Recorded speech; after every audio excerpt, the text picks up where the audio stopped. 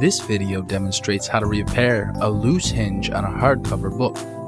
This repair involves reattaching the material that holds the text block and cover boards to the inside of the cover boards.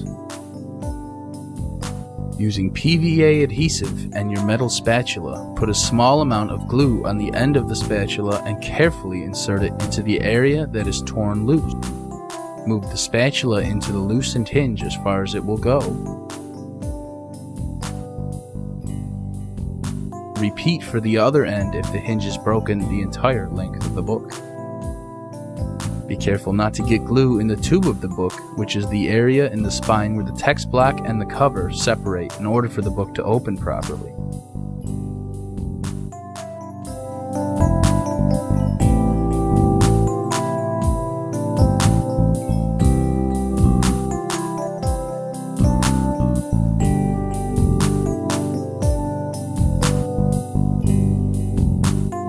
Next, run your bone folder along the hinge on the end sheet.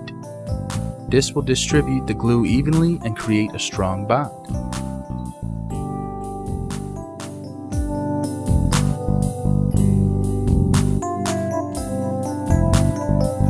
Close the book and wrap rubber bands around the book at even intervals.